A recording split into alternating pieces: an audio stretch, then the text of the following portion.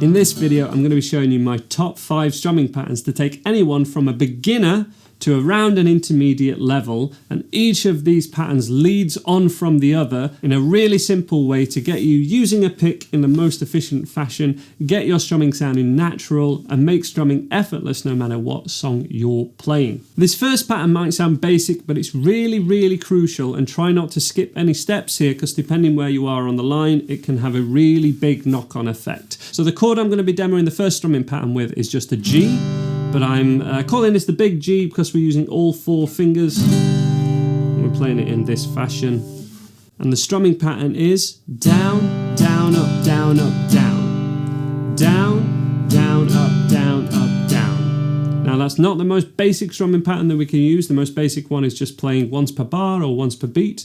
But this is the first one that we'd recommend getting some downs and ups with. A trick with up strums is it can sound more natural if you just strum the thinner strings with the up strums. So down, down, up, down, up, down. And we just get a little bit of this rocking motion happening where we're hitting more of the thicker strings and then more of the thinner strings. We need to stay nice and relaxed, especially at the shoulders and especially in your forearm. Allow a slight swing of the strumming hand, but the movement should feel very natural, very effortless, and we really want quite a small motion.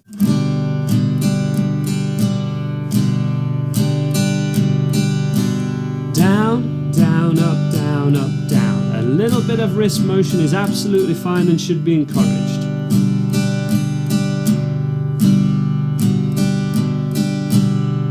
We should practice that pattern with a chord change, and I'm just recommending the change from a G to a C add 9, which is why we went for this G.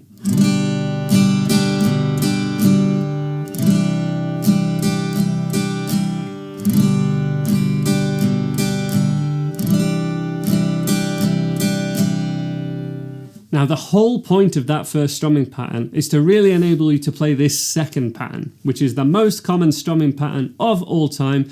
Once people can do it, it's the one they always default to, but it's a crucial stepping stone for everyone, and this needs to be down, down, up, down.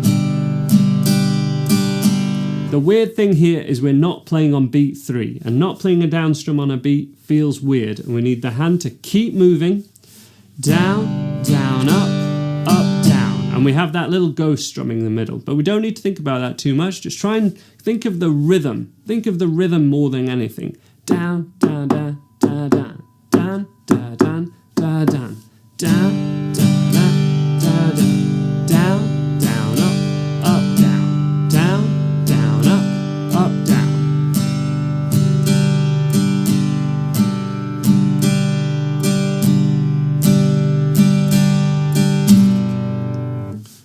As soon as you feel able to, do that pattern, maybe once or twice, but changing between the G chord to a D major chord to try and force that bigger change, which is still so common, and it will enable you to play loads and loads of songs. It's a really crucial and fun thing to do.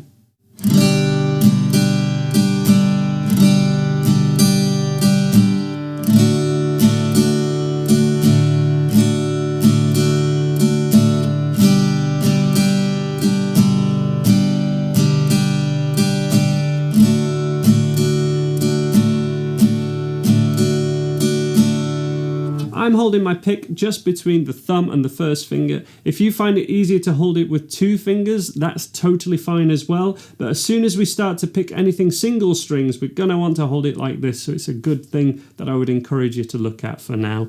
And you can hear that slight accent of just the thinner strings rather than the thicker ones. But I'm certainly not snatching at them or dragging underneath the strings at all. It's just hitting those strings and gliding across them.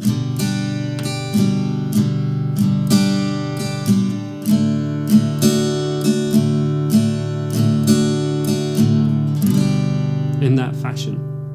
So those 2 patterns that we've done already are called 8th strumming patterns, where we split a bar into 8 and we choose whether we're strumming on every one or are we missing some of those 8th notes out. This next strumming pattern is on a 16th grid, so it can in some ways feel like it's twice as difficult. However, the way I'm going to teach it, it won't be. But that 16th strumming thing is really an intermediate skill, and you should know that when you find certain things harder. For example, Wonderwall is a 16th strumming pattern, which is why many people find that incredibly difficult to kind of nail it to the original as a beginner, because it's an intermediate level pattern, really. I'm going to demo this pattern on an E major chord, and it goes like this.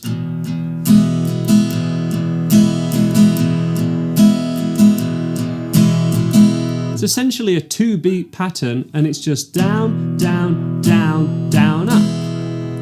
Down, down, down, down, up. But we're paying even more attention to which strings we're strumming here.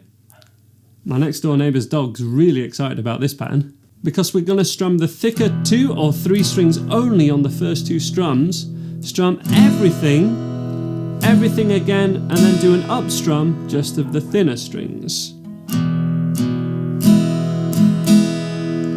Down, down, down, down, up, but thicker strings, all the strings, up.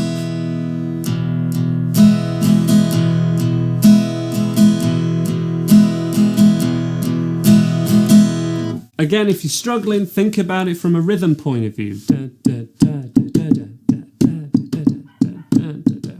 It's essentially the Live Forever strumming pattern in some ways. That first drum beat from Live Forever by Oasis.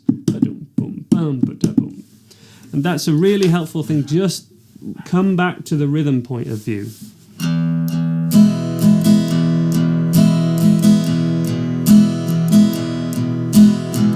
There's a great video on YouTube by Dave Grohl, who was interviewed, and he said about how he wrote some of his riffs on the guitar from a kind of drummer's point of view.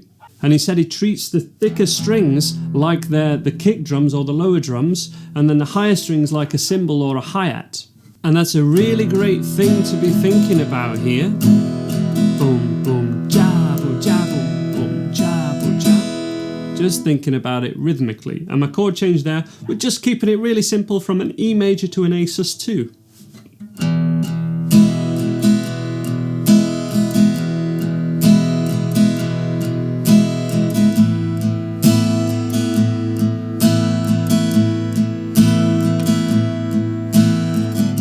For 2 super beginner chords, paying attention to which strums we're hitting really makes it come to life. The next strumming pattern is based out of that one, and it's essentially the strumming pattern that we look at in my tutorial for the Master Plan by Oasis. Therefore, I'm going to be sticking on an A minor chord, which is the key of that song.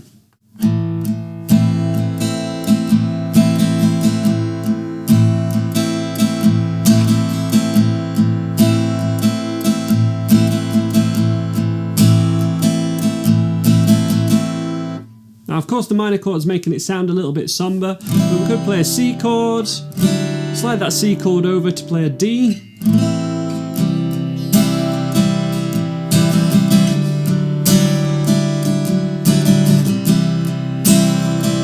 and then play any of the other chords, you know.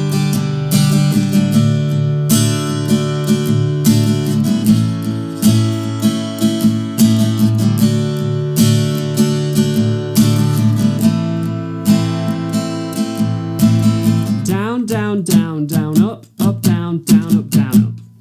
Down, down, down, down, up, down, down, up, down, up. And again, think about it rhythmically first. Down, down, down, down, down, down, down, down. And a really wicked exercise, if we can, is to tap, because again, this is rhythm that we're teaching really, as well as strumming and holding a pick and all that kind of thing. So a cool little thing to work on is to tap, I would say with your left hand, the beat. So always just 1, 2, 3, 4. And then with your right hand, tap whatever rhythm you're actually trying to strum. It's a really very good exercise, super effective, and really highlights straight away why sometimes people can't play a certain strumming pattern. So here, this is the beat, really slow, 3, 4, 1, 2, and the rhythm over the top of that beat.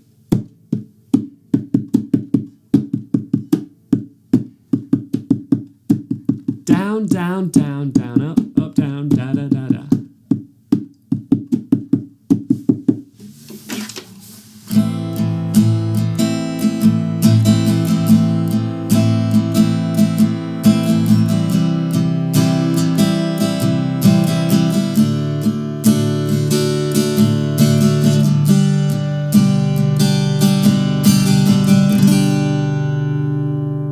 The final pattern pays even more attention to the pick, where we're going to be picking out a single string. This sounds a very folk style pattern, similar to what Bob Dylan might use in many of his songs.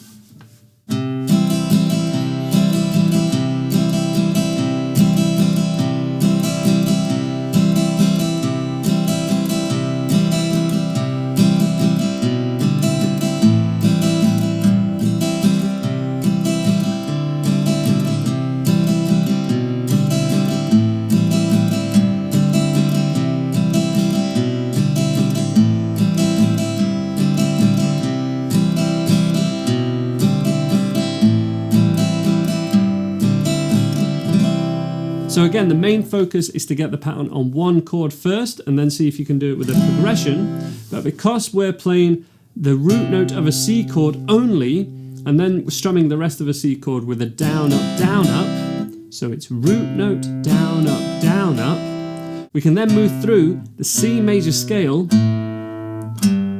going descending, so down to a B, an A, and then a G, which is a perfect kind of late beginner, early intermediate consolidation thing to be doing, really.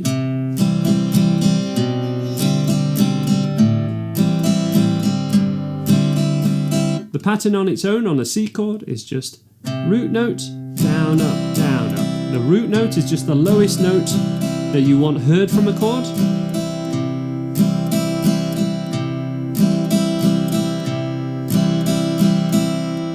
Again, root note is the lowest string that we want heard, and then we're just strumming the thinnest kind of three strings, really. Very gently, very small motions, just moving the wrist a little bit, really. And because we're using small motions, just moving the wrist a little bit is absolutely sufficient for this. In fact, a little bit of wrist movement is needed to pick out the single string and then move back to. There's a motion in the wrist where we bring the wrist closer to the guitar, not touching it, but closer, which I think is really important. After that, we had the C chord, C/B, A minor 7, and then this G chord like this.